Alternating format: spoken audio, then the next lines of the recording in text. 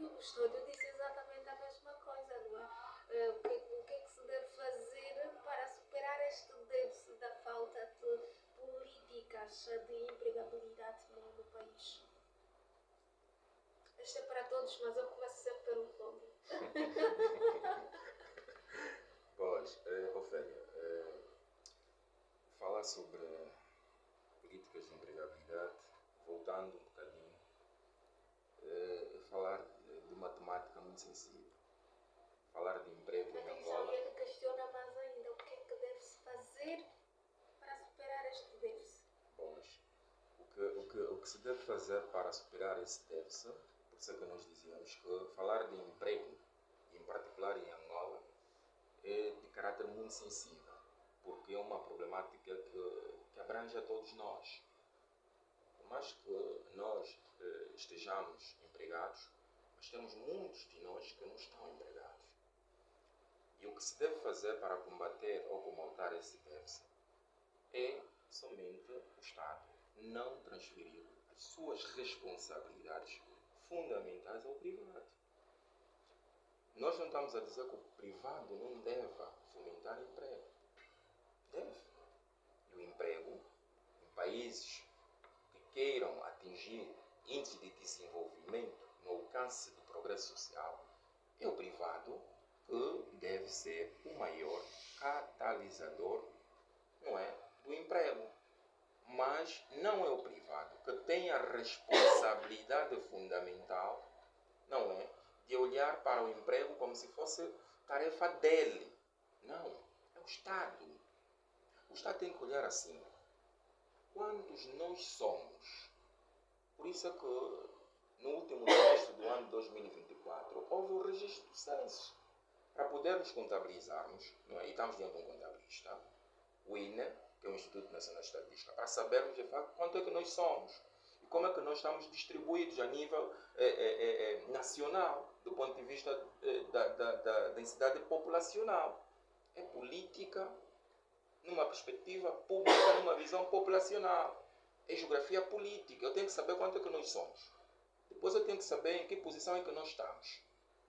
Eu tenho que saber como é que nós estamos divididos administrativamente e politicamente. O Estado hoje desenvolveu a divisão política administrativa.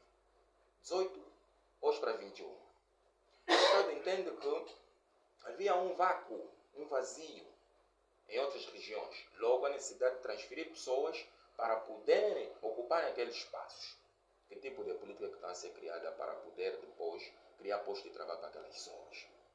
Então, é só um exemplo para dizer que não é o privado que deve, de certa forma, entender que não, essa é minha responsabilidade. O privado deve ser aquele ente que o Estado deve fomentá-lo, deve ajudá-lo. E o Estado depois fiscaliza. Mas o Estado também não pode ser, de modo algum, aquele ente que deverá empregar todos. Porque o Estado não tem capacidade para empregar todos. E pior, porque a questão da empregabilidade depende muito da política como está a ser desencadeada do ponto de vista governamental. E nesse exato momento, a política desencadeada em Angola é de austeridade. É de austeridade. O Poder Executivo tem vindo a desencadear políticas numa perspectiva de minimizar problemas do ponto de vista de dívida, está a perceber, do Estado, poder ganhar um bocadinho mais para ter fôlego financeiro. Só que aqui, ao minimizar, criar política de austeridade, vai dificultando aquilo que é a mobilidade, o desenvolvimento e o crescimento, porque a fome não espera por ninguém. E sem emprego, as pessoas não têm como acudir e resolver o problema da fome. Sem emprego, as pessoas não têm como realizar os seus sonhos.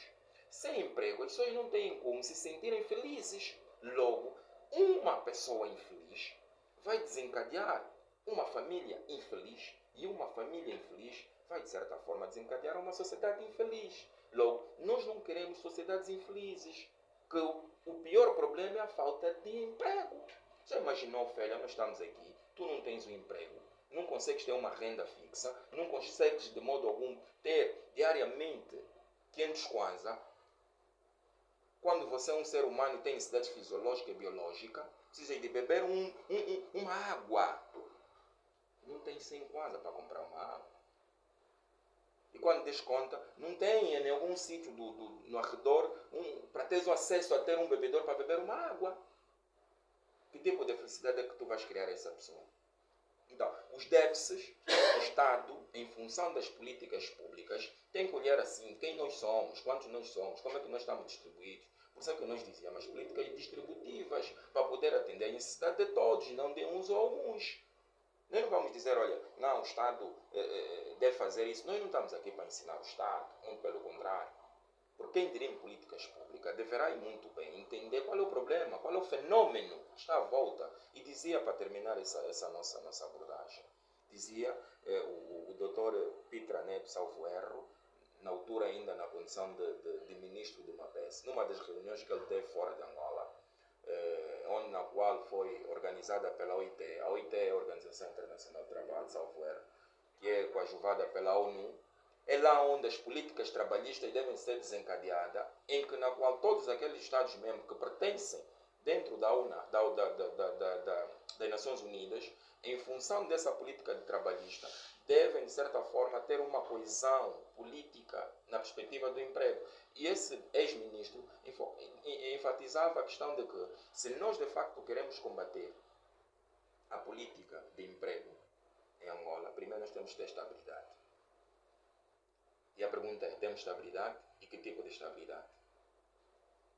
E a segunda é, claramente, olhar para a questão do fomento ao emprego.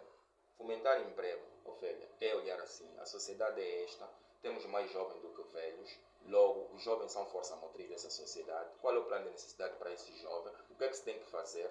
Eu não tenho capacidade de empregar todos na função pública, até porque a função pública não paga tão bem, logo, estando na função pública, não vai permitir com que esses jovens consigam ter capacidade financeira tal como gostariam de as ter. Logo, então, o que é que eu tenho que fazer? Trabalhar com os jovens, olhar para um plano de necessidade, olhar para aquilo que são os setores primários, agricultura.